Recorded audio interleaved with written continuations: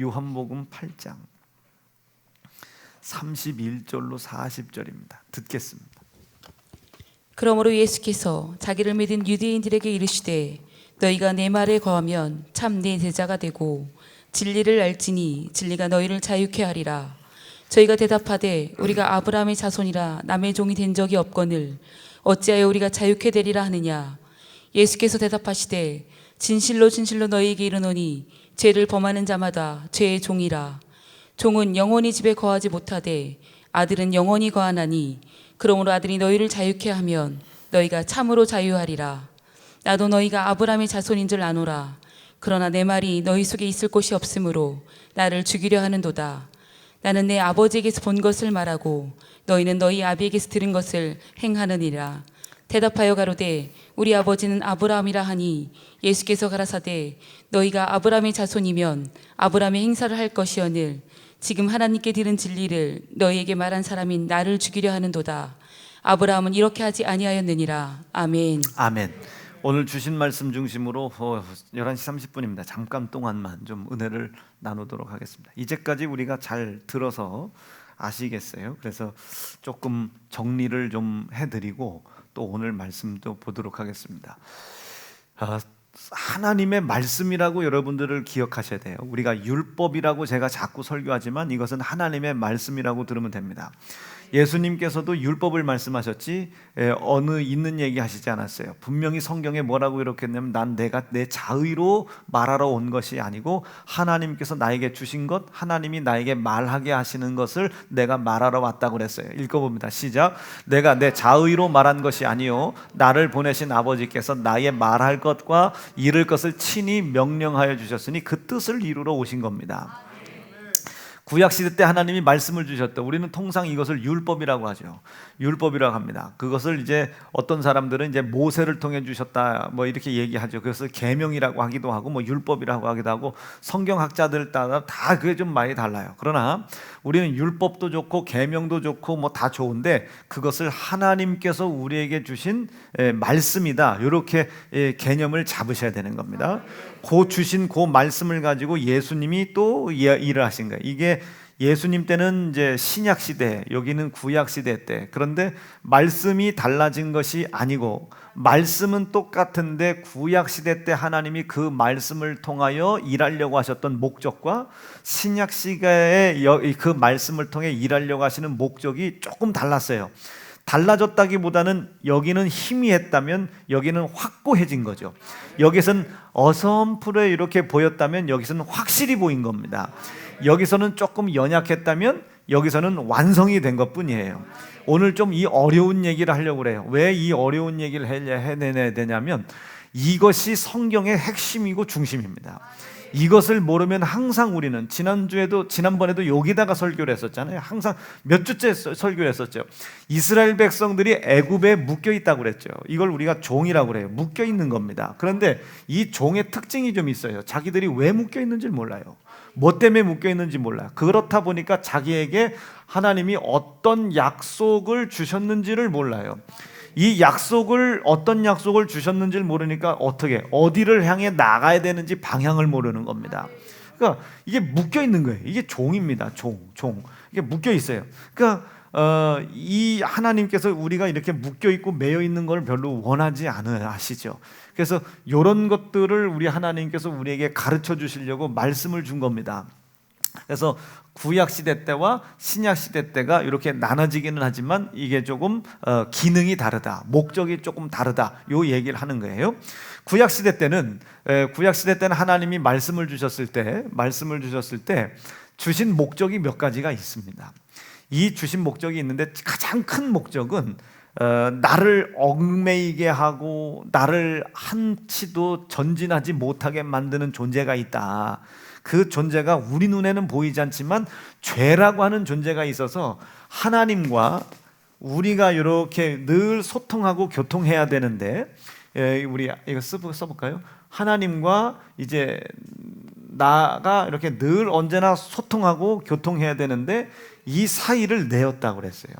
이 사이를 내었다라고 하는 이 표현을 우리가 성경적 표현으로 웅덩이가 깊은 웅덩이, 웅덩이가 깊은 웅덩이가 있다. 깊은 웅덩이가.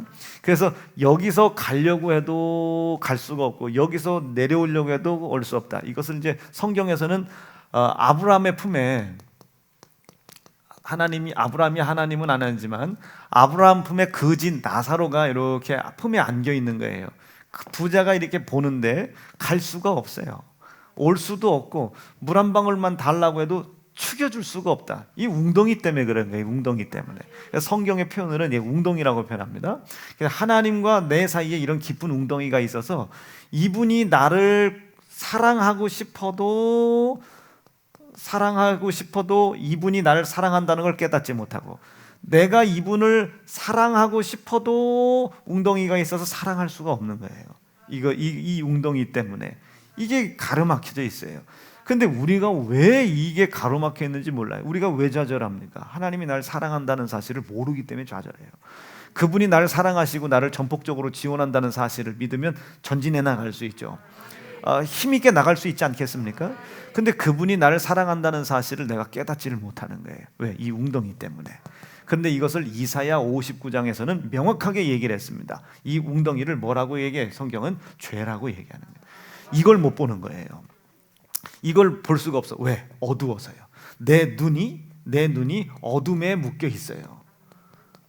그렇죠? 내 눈이 어둠에 묶여 있어요. 내 눈이 진리가 아닌 거짓에 집중돼 있어요. 나는 실패자야, 나는 좌절자야, 나는 절망자야. 그렇지 않습니다. 우린 실패자도 좌절자도 종도 아니에요. 종의 모습들이 우리에게서 반복될 뿐입니다. 우리는 종이 아니죠. 예수 그리스도의 피의 공로로 말미암아 우리가 하나님을 믿는, 예수를 영접한, 예수를 믿는 하나님의 자녀입니다. 우리는 절대로 이 종에 묶여 있지 않아요. 그래서 우리는 뭘 알고 있어요? 약속을 믿고 있습니다. 영생에 대한 약속을 믿고 있죠. 가정에 대한 약속을 믿고 있죠. 그 가정을 통해서 이루어져 나갈 땅의 기업의 약속을 우리는 믿고 있는 겁니다. 여러분들이 장사가 안 되고 사업이 안 되는 게 아니에요. 그 약속을 믿지 못하는 거예요. 여러분들은 아직도 여기에 매여 있을 수 있어요. 자유하게 했으나 매여 있는 거예요. 하나님이 마음이 아프시죠. 속상하시죠. 그 속상하고 아픈 마음을 풀어드려야 되는 거예요. 이젠 우리는 율법을 지켰냐 안 지켰냐를 가지고 회개냐 아니냐가 아니라 이것을 자유하게 해주신 하나님의 은혜 앞에 이제 이분을 시원하게 해드리냐 속상하게 해드리냐, 여기에서 우리가 이제 돌아서는 거예요. 이것을 성경에서는 너희가 하나님의 사랑을 받았다는 것이 깨달아지면 그분을 사랑해라, 그분을 사랑해라, 그분을 사랑해라. 자, 그건 좀 더 있다 갖고. 자, 그리고 우리의 눈이 집중되어 있어요. 어둠에 묶여 있고 거짓에 묶여 있어서 참된 진리를 알지 못해요. 자, 이제 우리의 눈이 어디에 집중해요? 항상 죽음, 사망에 묶여 있어요. 사망에. 지금 우리가 사망에 묶여 있는 걸 몰라요. 조금만 실패해 보세요. 조금만 좌절해 보세요. 나는 망했어. 큰일 났어. 아유, 난리 났어. 아유, 난 이제 죽었어. 항상 우리는 사망에 묶여 있습니다. 우리는 사망에 묶여 있는 게 아니에요. 실패와 좌절을 하나님이 책망하지 않습니다. 실패와 좌절 속에 하나님께서 나를 일으켜 세운다는 사실을 믿지 않는 것을 책망하시는 거지. 그러니까 항상 우리의 승리와 성공이 실패 없는 것이 성공인 줄 알아요. 이 생의 자랑에서의 승리가 성공인 줄 압니다. 그러니까 100만 원 버는 사람보단 1000만 원 버는 사람이 하나님의 복을 받은 줄 아는 거예요. 항상 우리는 그렇게 묶여 있는 거예요. 여기에 묶여 있죠. 여기에 묶여 있죠. 여기에 묶여 있어요. 우리의 눈이 항상 보는 게 어둠을 봐요. 항상 거짓을 쳐다봅니다. 항상 이 사망을 쳐다봐요. 우리의 눈이. 이것을 하나님께서는 눈먼 자라고 표현해요. 성경에 눈먼 자. 그래서 예수님께서 이 눈먼 자들에게 오신 거예요. 이 연약한 자에게 오신 겁니다. 하나님이 직접 모셨죠. 오셔서 하신 게 뭐예요? 너희는 누구든지 간에 오라는 거예요. 실패자도 오고 좌절자도 오고 절망자도 오고 가난한 자도 오고 부유한 자도 다 와서 값없이입니다. 값없이 와서, 이제 값없이라는 뜻이 뭐겠어요? 값은 내가 지불해 줄 테니 너희는 그것만 믿고 그냥 오라는 거예요. 값없이 와서 뭐래요? 포도주와 젖도 사지만, 이제 제가 얘기하고 싶은 거는 값없이 와서 눈에 안약을 사서 발라라. 안약 사서 바르라는 거예요. 이게 이제 요한계시록 3장에 기록되어 있는 건데, 마지막 때를 얘기할 때 안약을 사서, 안약을 읽어보겠습니다. 시작. 내가 너를 권한다. 내가 너를 권하노니 내게서 불로 연단한 금을 사서 부유하게 하고 흰 옷을 사서 입어 벌거벗은 수치를 보이지 않게 하고 안약을 사서 눈에 발라봐야 돼. 안약을 사라니까. 안약을 예수 그리스도께 오라는 거예요. 그가 피의 희생으로 말미암아 값을 지불하신 사실을 믿고 사서 안약을 바르라는 거예요. 봐서 보라는 거예요. 네가 어둠 속에 묶여 있는 걸 봐라. 네가 거짓 속에 묶여 있는 걸 봐라. 네가 사망 속에 묶여 있는 것을 보라는 거예요. 죽을 뻔 걸렸어요. 죽나요 사나요? 우리의 눈은 거짓에 집중되어 있기 때문에 죽을 줄로 확실히 믿어요. 우리의 눈은 어둠에 묶여 있기 때문에 죽을 줄로 확실히 믿어요. 우리의 눈은 어둠에 묶여 있기 때문에 사망당할 거라고, 사망의 눈에 묶여 있기 때문에 확실히 죽을 줄로 믿는다고요. 그러나 우리 안에 주께서 역사하시면 삽니다. 아멘, 아멘, 아멘. 주께서 역사하시면 삽니다. 두 번째, 주께서 역사하심을 믿고 나를 해하려고 하는 그 나를 실패하고 좌절하게 하는 것을 짓밟고 이겨 넘어가면 이기는 거예요. 근데 우리는 그 생각을 안 해요. 그 생각을 못 해요. 나는 항상 좌절 속에 있어요. 아무개 집사님, 사업 좀 한번 시작해보지. 아유 목사님, 저는 돈이 없고요, 가지고 있는 빚이 있고요. 그러니까 돈이 없고 가진 빚이 많으니까 사업을 시작해서 돈을 보고 빚을 갚아야지. 그러니까요, 시작을 해야 되겠는데 돈이 없고 빚이 많고 뭐 엄마 아빠가 흙수저라서요, 저는 안 돼요. 생각을 잘 해보세요. 그래서 예수께서 뭐라고 해요? 이 땅에 있는 자를 아비라고 부르지 말고, 이 땅의 방백들을 의지할 생각하지 말고, 너 위하여 아들 예수 값없이 내어주신 그 하나님 아버지를 믿고 그분을 아버지 삼으라. 그분을 아버지 삼고 너를 좌절하게 했던 상황을 짓밟고 넘어가게 해주실 그분을 의지해라. 그분을 믿고 의지하고 따라갈 결심 가지시면 아멘입니다. 뭐만 얘기하면 돈 얘기하는 거예요. 뭐만 얘기하면 뭐 때문에 안 되고요, 뭐 때문에 안 되고요, 뭐 때문에 안 되고요. 그러니까 그 뭐 때문에 안 되는 걸 다 알겠는데 그 뭐 때문에가 자동적으로 해결되지는 않아. 짓밟아야 해결되는 거지. 대적해야 넘어가는 것이지. 즉 하나님과 내 사이에 이 깊은 웅덩이가 있어서 그분이 나를 그렇게 사랑해 주시고 내가 그분을 그렇게 사랑해야 한다는 사실을 알지 못하게 해요. 그 웅덩이가 뭐더라? 죄더라. 죄더라. 그 웅덩이가 죄더라 말이에요. 죄더라. 이게 보이질 않아요. 왜? 우리 눈이 어둠에 묶여 있고 거짓에 묶여 있고 사망에 묶여 있기 때문에.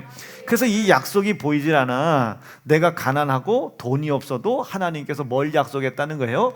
영생을 약속했다는 거예요. 값없이 오라는 거예요. 뭘 약속했다? 가정을 약속했다는, 가정의 복을 값없이 와라. 이 가정이 커져가는 만큼 땅에 기업을 약속하셨다. 이 약속이 눈에 보이질 않아요. 그러니까 항상 좌절하는 거예요. 절망하는 거예요. 근심하는 거예요. 그걸 묶여 있다. 종이라 합니다. 종이라 한다. 이해가 되고 계시면 아멘입니다. 이게 우리가 이렇게 묶여 있더라. 여기에서 우리를 자유하게 해주시려고 그분이 내려오셨다. 이 하나님이 직접 우리에게 내려오셨다. 우리는 이분을 예수라 한다. 예수님이라 한다. 이분이 직접 내려오셨다. 그렇죠? 내려오셔서 하신 일들이 이것을 보게 해주는 거예요. 이거 하나님과 내 사이에 묶여 있고 막혀 있는 이 죄를 눈으로 보게 해주는 거예요. 눈으로 보게 해줘. 이것이 이제 구약 시대 때의 일들이었습니다. 하나님의 말씀이 하셨던 일들, 말씀이 죄를 보게 해주시더라. 그리고 그 말씀이 죄를 보게 하는 근본적인 이유와 목적은 우리가 하나님을 사랑하게 하려 함이더라. 이것이 온 율법이다. 구약시대 때 하나님이 주셨던 온 율법의 전부다 이게요. 율법을 탈탈 털어봤을 때 유일한 목적이 이 하나님을 사랑하게 해주는 거예요. 사랑. 그 일을 위해서 하나님과 내 사이를 멀게 하는 죄를 보게 해주는 거예요. 죄를. 그런데 구약의 이 구약의 선지자들과 예언자들과 제사장들과 서기관 랍비들이 그 일들을 잘못 가르쳤다. 잘못 가르쳐가지고 이 구약의 그 선지자 제사장들에게 그 말씀을 배운 사람들이 그 하나님의 말씀을 잘 배워가지고 다른 사람을 비판하고 있잖아요. 다른 사람을 비판하고 있고 정죄하고 있고 다른 사람들을 도리어 이 죄의 웅덩이에 빠뜨리는 일을 하고 있더라. 절대로 너희는 이런 일을 행하지 말아라. 나는 너를 정죄하지 않는다. 그 죄를 정죄하지 않고 너와 하나님 사이에 거리를 내는 이 죄를 보게 하고, 그 보게 한 죄를 통하여 죄를 깨닫고 결국은 하나님을 사랑하게 하는 사랑을 완성한다. 이 사랑을 완성한다. 그래서 이것을 로마서 3장에서는 어떻게 표현했어요? 하나님이 너희를 사랑해.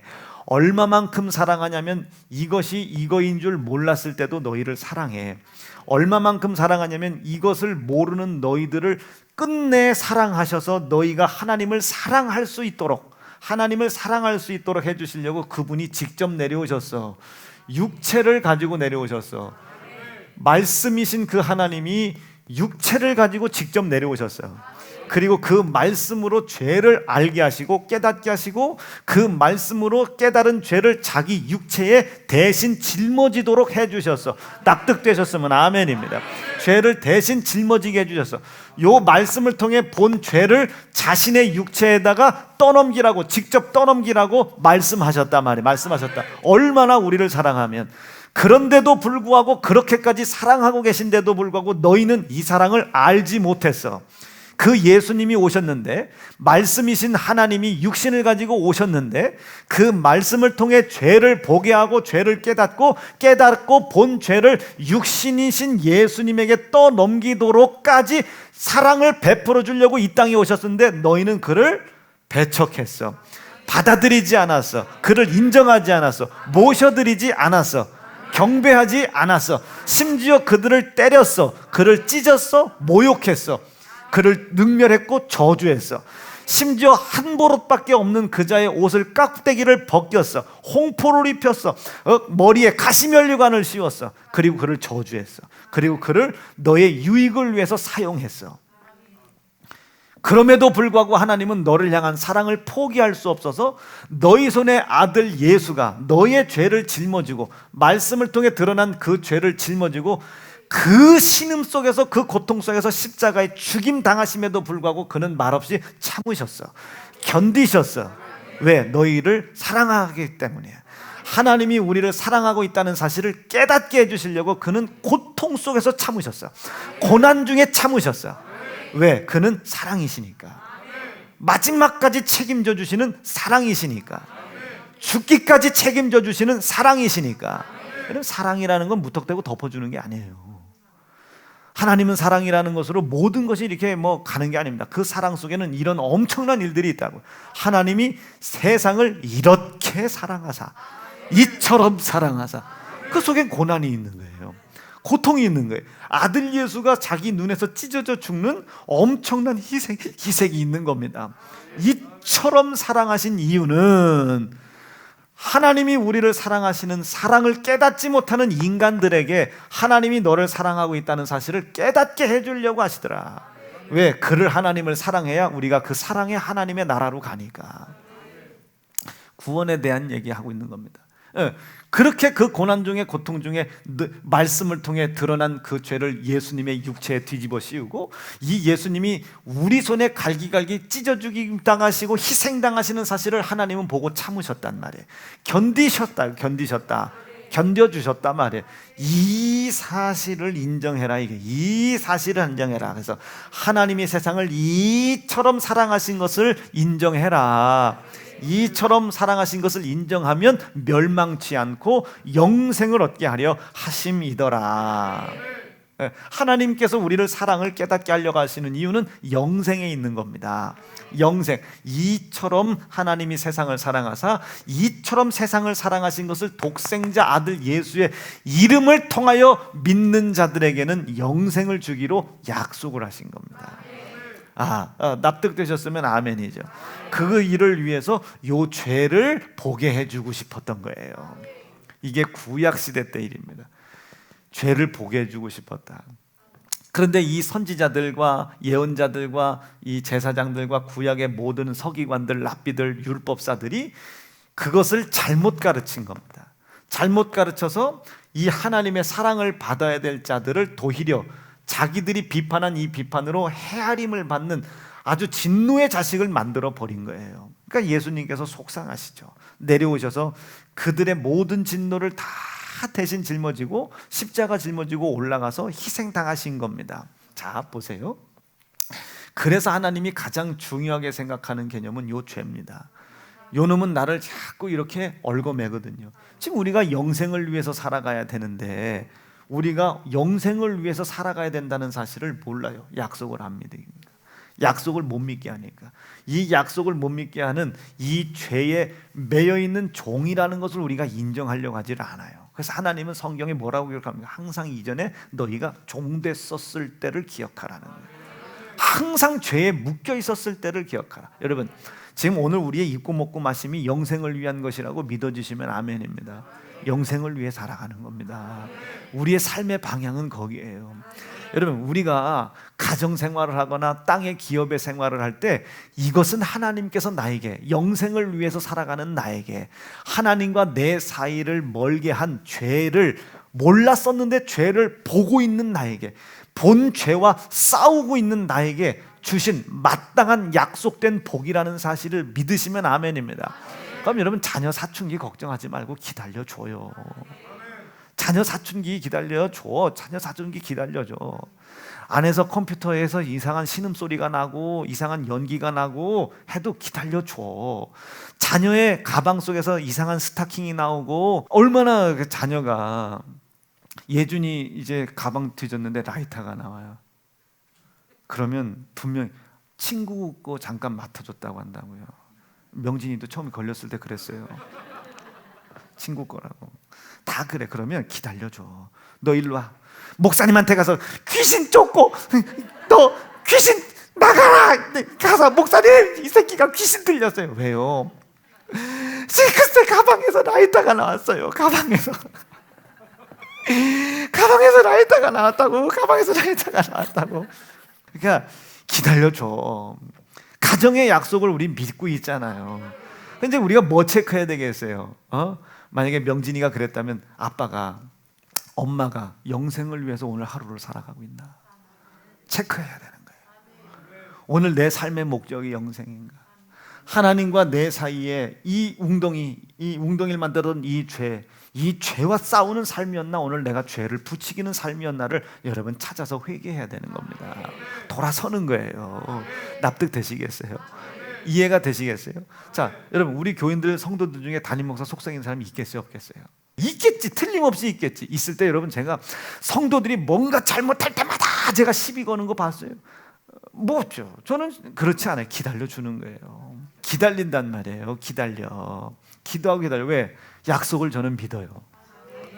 이 교회가 저는 한 가정이라고 믿습니다.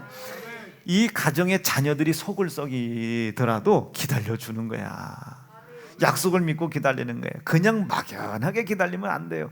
하나님과 내 사이에 하나님의 언약과 약속이 내게 있음을 알지 못하게 만드는 이 죄를 내가 오늘 말씀을 통해 보았습니다. 형제를 사랑하라는 말씀을 통해 본 거예요. 하나님과 내 사이를 멀게 하는 죄를 본 거예요. 형제를 사랑치 못하는 그자의 불순종의 행위를 보면 안 되고 그 불순종의 모습으로 나타나는 죄를 본 거예요. 죄가 보인다 믿어주시면 아멘. 지금 내 눈에 죄가 보이고 있으면 아멘입니다. 지금 여러분들은 하나님이 율법을 주신 목적을 차곡차곡 잘 밟고 가고 있는 겁니다. 다른 사람들의 죄가 보이면 안 돼. 다른 사람을 비판할 마음이 보이면 안 돼. 그래서 예수님께서 오시자마자 마태복음 7장에서 마태복음 5장에서 산상수훈을 시작하죠. 6장에서 기도를 가르치기 시작하죠. 7장에서 이제 그 모든 산상수훈의 결론을 내려고 하시는 첫 번째 결론장의 1절에 이야기하기를 이제껏 너희가 들었던 하나님의 명령과 말씀으로 말미암아 죄를 봐야지. 다른 사람의 율법의 불순종의 행위를 보지 말아라. 다른 사람의 율법의 불순종의 행위를 보지 말고 그 행위를 비판하지 말아라. 그 행위를 정죄하지 말아라. 이게 무슨 소리냐면 하나님 말씀이 왔어요. 뭘 보라는 거예요? 죄를 봐라. 하나님의 사랑을 받아야 될 나, 내가 하나님을 사랑해야 될 나, 하나님이 나를 사랑하고 계시다는 것을 깨닫지 못하게 만드는 요 죄를 봐라. 죄를 보라는 것이지 그 사람의 불순종의 행위를 보라는 게 아니잖아요. 그런데 서기관들, 율법사들, 바리새인들이 뭐래? 저 사람은 네 제자들은, 예수님에게도, 율법을 완성하러 오신 예수님에게도 네 제자들이 안식일 날 일하더라, 지팡이 짚고 가더라, 뭐 병을 고치더라, 뭐 하더라, 죄인들과 함께 앉아서 밥을 먹더라. 그 율법은 죄를 보라고 한 것이었는데, 내가 하나님의 사랑을 받아야 되고 있는데, 하나님의 사랑을 받고 있는데 받고 있는 것을 깨닫지 못하게 만드는 죄, 내가 하나님을 사랑해야 되는데 하나님을 사랑하지 못하게 만드는 죄, 이것을 보라고 율법을 주었더니 그것을 통해서 다른 사람의 불순종의 행위를 들춰내고 있는 거예요. 그때 예수께서 그 행위를 보시고 예수님이 말씀하시기를, 비판하지 마. 네가 그 사람을 비판한 그 비판으로 고스란히 그게 와.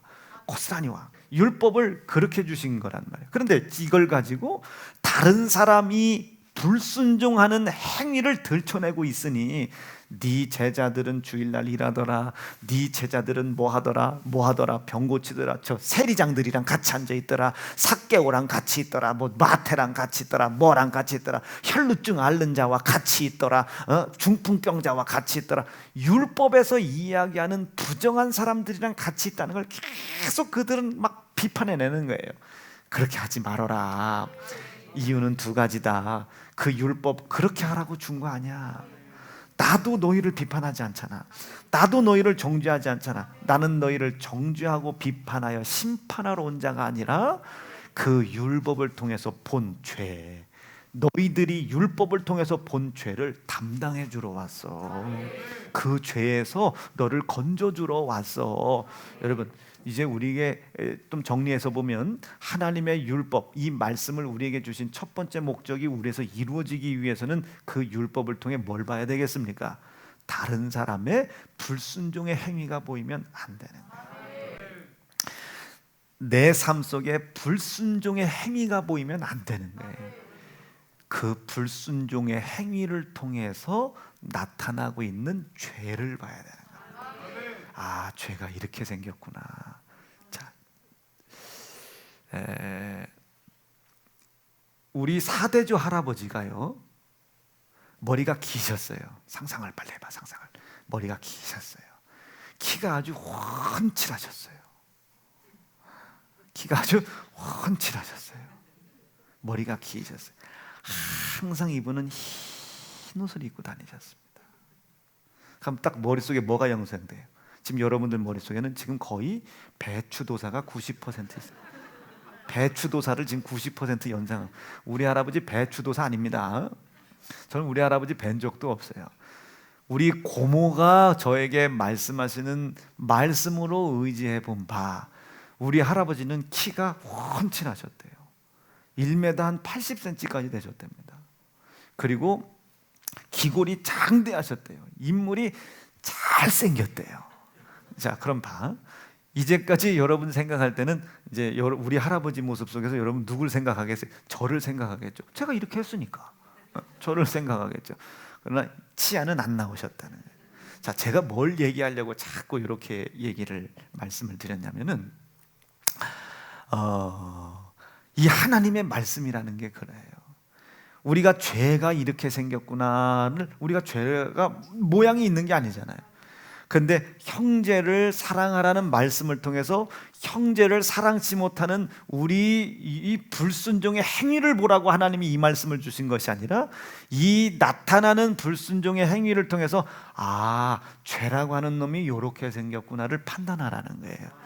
아, 요 죄라고 하는 놈이 보니까 형제를 사랑하지 못하게 하는구나.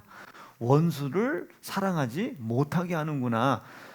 원수를 사랑하지 못한 율법의 불순종의 행위를 보라는 것이 아니라, 그것을 통해서 죄의 모양을 추측해내라. 죄의 모양을 계속 추측해내라. 이 죄라는 놈이, 와, 요놈 봐라, 주의를 못 지키게 하네. 와, 요놈 봐라, 예배를 못 드리게 하는 놈이 죄구나. 자꾸 죄에 대한 정보를 차곡차곡 쌓아가라 해요. 보이지 않는 것을 마치 보이는 수준까지 이 정보를 계속 쌓아가라. 점점 지식을 넓혀가라는 소리예요. 점점점. 이거 신령과 진정으로 예배하라는 말씀을 주셨는데, 이야, 이거 예배를 못 드리게 만드는 놈이 죄구나.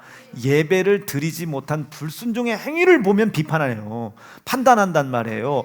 여러분, 내가 다른 사람을 비판하면 정죄가 되죠. 내가 나를 비판해 보세요. 좌절이 됩니다. 나는 안 되는 놈이야.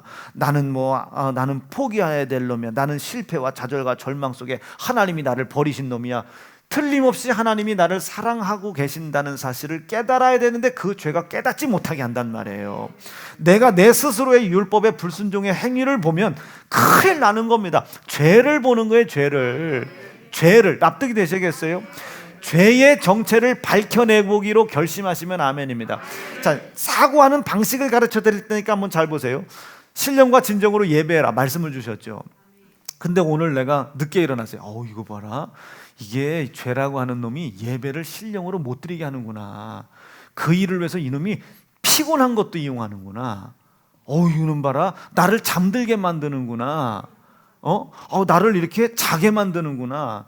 잠자는 것이 당연하다고 생각하게 만드는구나. 그럼 이 죄가 내 생각도 지배할 수도 있겠구나. 점점 죄에 대한 정보와 지식들을 넓혀가는 겁니다. 넓혀서 그것을 계속, 죄송해요, 인격화하고 형상화하는 거예요. 나는 죄의 인격이 있고 형상을 만들어라는 얘기가 아니고, 이해를 할 때 이렇게 만들어 가라 얘기예요. 죄라는 놈이 내 앞에 버티고 있구나. 그래서 성경은 뭐라고 기록합니까? 율법을 기록했지만 죄의 소원이 네 문 앞에 놓여 있다. 죄의 소원이 네 문 앞에 있어. 그러나 너는 그 죄의 소원을 다스리라는 거예요. 읽어보죠. 시작. 내가 선을 행하면 어찌 낯을 들지 못하겠느냐. 선을 행치 아니하면 죄가 문에 엎드리느니라. 죄의 소원은 네게 있으나 죄는 너를 계속 우리가 다스려 나가는 거예요. 아멘이시겠어요? 죄가 지금 우리 눈앞에, 그래서 계속 형상화하고 거기다 인격을 부여하는 거예요. 자, 아내 된 자들이 남편의 돕는 배필이 되고 사모하라고 그러잖아요. 근데 오늘 갑자기 막 이상해. 막 마음에서 의심하고 싶고, 막 때리고 싶고, 죽이고 싶고, 욕하고 싶고, 이게 올라와요. 그러면 그 율법과 계명에 불순종되는 행위를 보지 말고, 이 죄라는 놈은 남편을 못 믿게 하는구나. 목사님, 그래도 어떻게 다 믿어요. 믿을 수 없는 상황도 있는 거 아닌가요? 그 부분은 하나님과 그 남편이 해결하도록 해야 하고. 아멘이시죠? 그러니까 율법의 불순종을 신경 쓰지 말라 이 소리 아닌 거 아시겠죠? 그죠? 지금 이 율법이라고 하는 것에 불순종의 행위에 우리의 시선이 집중되어 있으면 안 된다. 이게 안 된다. 나는 형제도 사랑 못하고, 나는 부모도 공경 못하고, 이게 지금 종이에요. 종. 율법의 불순종의 행위에 묶여 있으면 안 된다. 그런데 율법에 불순종되는 죄를 지어도 된다? 이 얘기는 아니다. 그래서 제가 이걸 예전에 어떻게 말을 꽈어요? 술을 먹었다 안 먹었다로 천국 지옥이 아니다. 그러나 술 먹고 천국 갈 수 있겠나?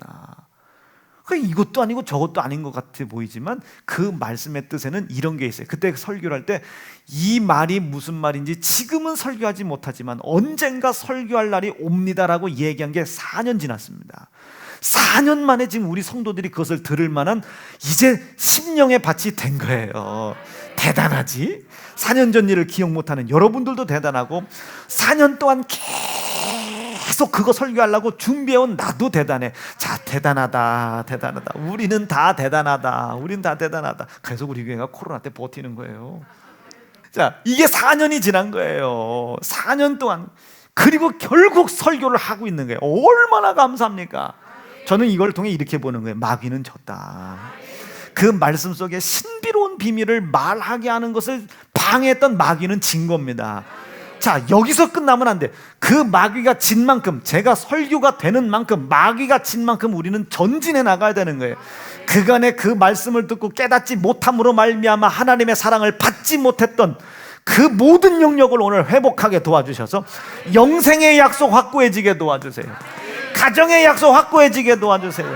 기업의, 땅의 기업의 복이 확고해지게 도와주세요. 100만 원 버냐 1000만 원 버냐 1억 버냐가 중요한 것이 아니야. 오늘도 그 좌절되고 절망된 것을 밟고 넘어가고 있다는 것이 중요한 거예요. 그게 승리하는 거예요. 그게 승리하는 거. 죄에 대한 정체를 계속 엄마나 요놈 봐라 나를 음란하게 만드네. 요놈 봐라 나를 도둑질하게 만드네. 요놈 봐라 나를 부모님을 공경하지 못하게 만드네.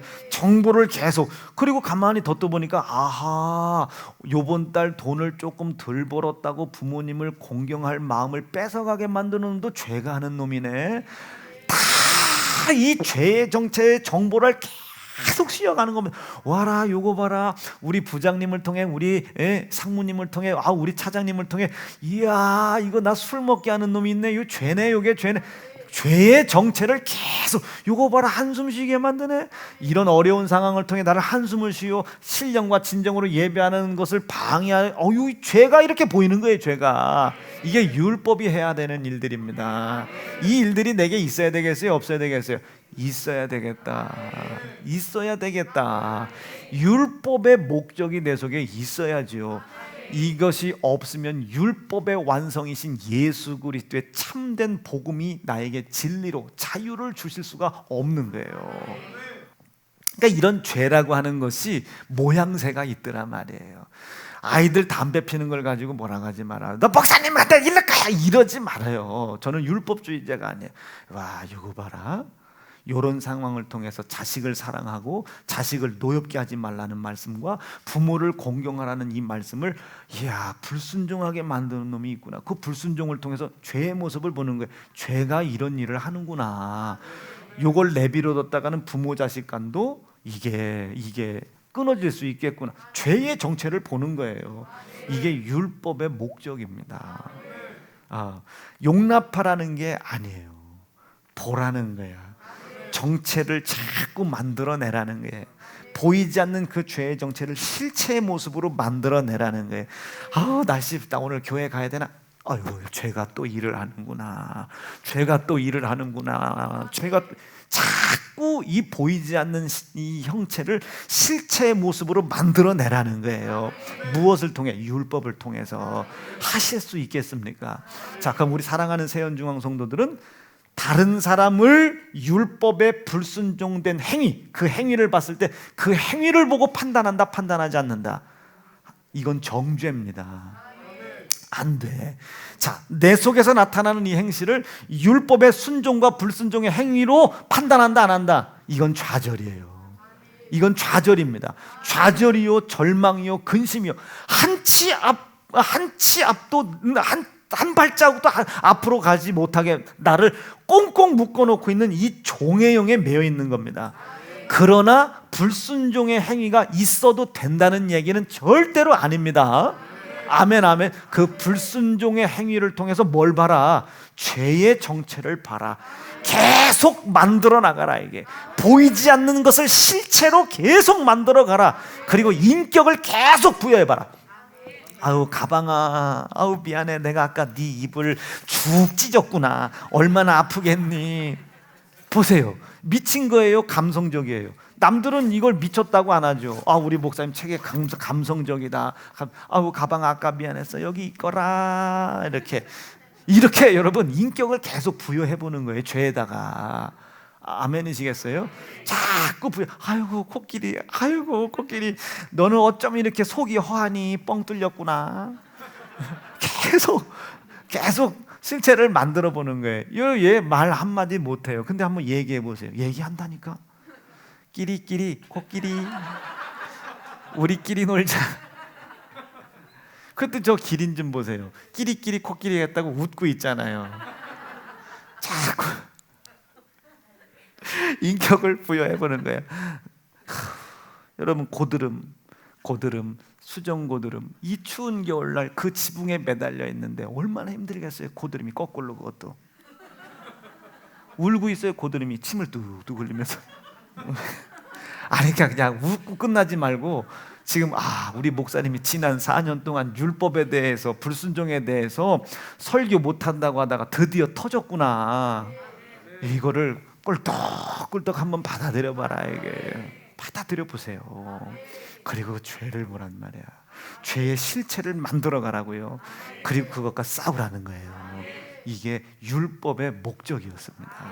율법의 목적. 근데 왜 그렇게 목적을 가지고 율법을 우리에게 주셨나? 우리가 하나님을 사랑하게 하기 위해서입니다.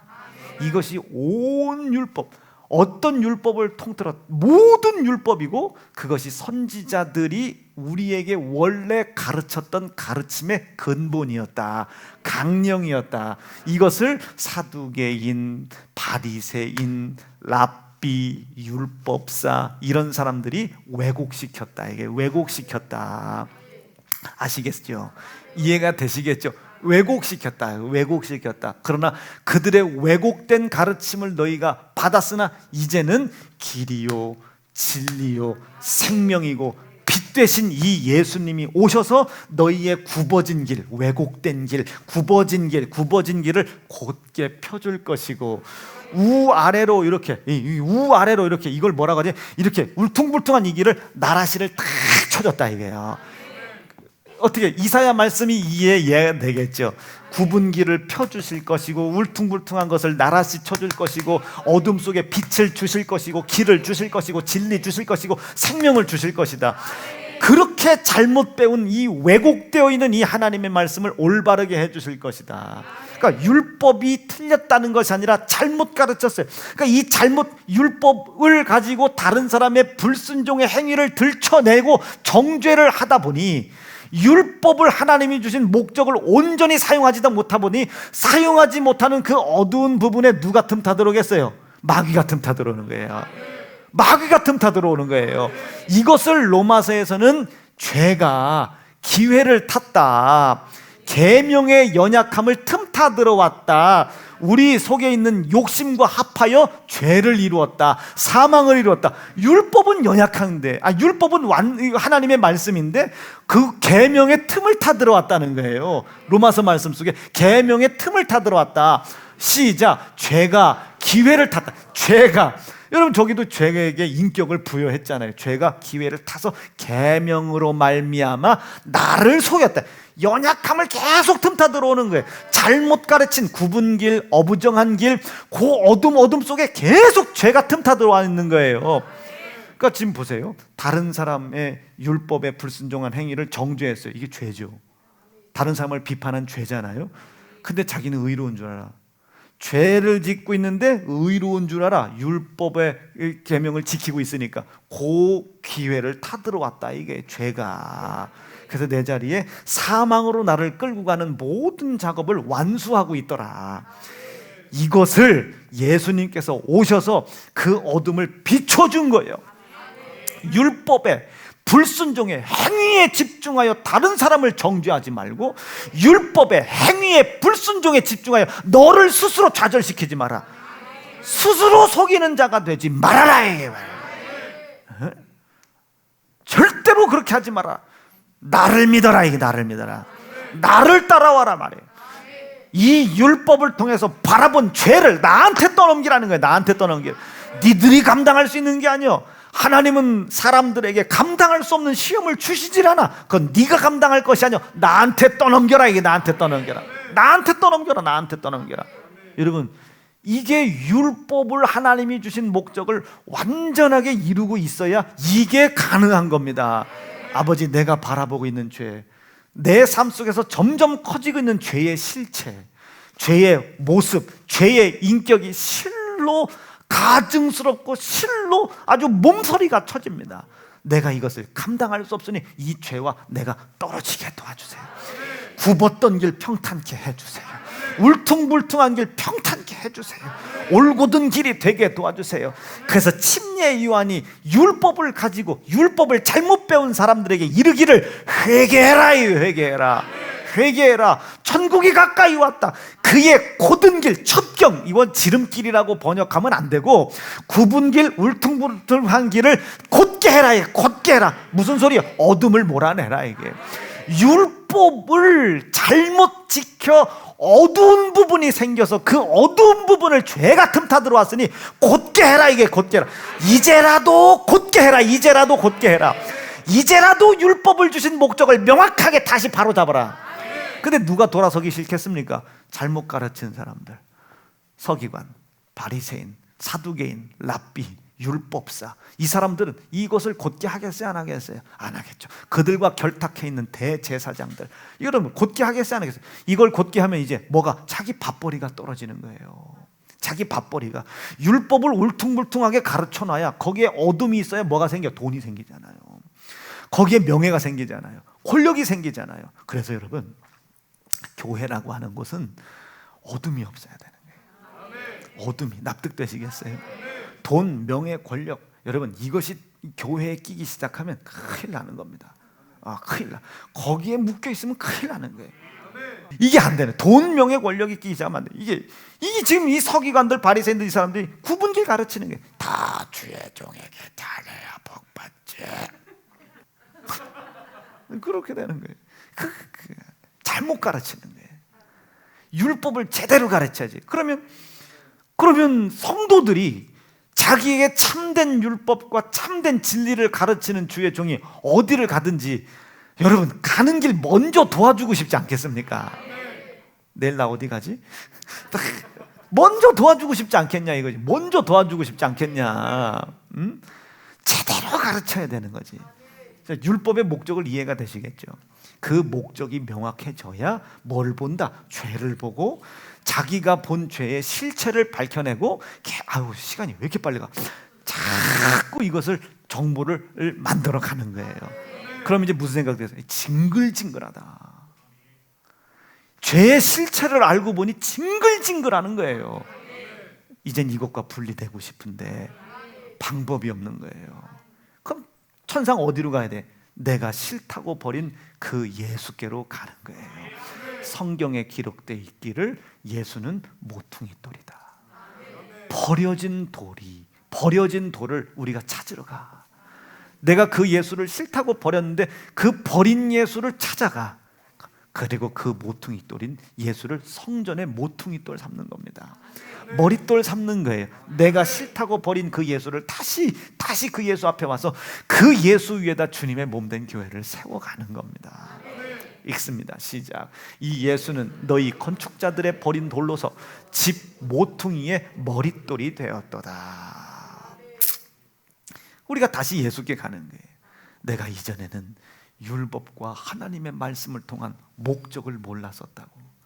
그러나 그 율법과 그 목적을 지난 목사님이 4년 동안 기도하셨던 그 기도의 말씀을 내가 오늘 주일부터 듣기 시작했다고. 근데 깨달음이 있더라. 죄의 실체에 대한 깨달음이 있더라. 지긋지긋하더라. 어디서 이것을 해결하나 가만히 봤더니 주의 종의 입에 예수의 피가 해결했다. 네가 싫다고 버릴 때 흘렸던 그 예수의 피, 네가 싫다고 버릴 때 찢어졌던 그 예수의 찢어진 살의 고난, 그것이 나를 살렸다고 하더라. 그래서 어쩔 수 없이 면목 없이 살고 싶어서 이 지긋지긋한 죄의 정체를 해결하고 싶어 내가 당신 앞에 와 무릎을 꿇었다. 이제 그 앞에 설 때는요 무릎을 꿇어야 되는 거예요. 경배해야 되는 거예요. 이젠 그 앞에 다시 무릎을 꿇고 경배하는 거예요. 이것을 우리는 삶의 예배, 신령과 진정으로 드려지는 예배라고 하는 거예요. 오늘 그 주 앞에 무릎 꿇으셨으면 아멘입니다. 우리 주 앞에 무릎 꿇으셨으면 아멘입니다. 이게 되는 거예요. 그리고 오신 그 예수님은 이제 율법을 완성하셨죠. 그 완성하신 율법을 우리는 진리라고 합니다. 이 진리는 우리를 자유하게 하는 거예요. 내가 버렸는데 나에게 버림받은 그 예수가 나를 사랑하여 구원해 주신 거예요. 이 모든 것이 하나님의 사랑 안에 은혜 속에서 계획되어 있음을 깨닫는 겁니다. 납득되셨죠? 그래서 내가 그분을 사랑하기로 결심한 거예요. 이게 율법의 참된 목적이고 하나님의 말씀의 목적인 겁니다. 말씀 정리할게요. 사랑하는 새언중앙 성도 여러분, 오늘 아침 1부 예배 설교도 잘 한번 들어보시고 2부 예배도 잘 한번 들어보시되, 들어보라고 할 때는 이유가 있습니다. 잘 들어보세요. 들어보시고 정말로 이제는 자유하기를 간절히 축복합니다. 이제는 정말로 자유하길 바랍니다. 나를 좌절시키고 절망하게 하고 실망하게 했던 그 실패를 짓밟고 넘어갈 수 있는 자유가 여러분들의 삶 속에 차고 넘치실 수 있기를 간절히 축복합니다. 두 주먹 불끈 쥐시고, 하나님, 나는 진짜 이제 자유합니다. 너무 자유합니다. 주, 이 자유가 끊어지지 않도록 역사하여 주시옵소서. 주의 이름 부르짖고 합심하여 기도합니다. 주여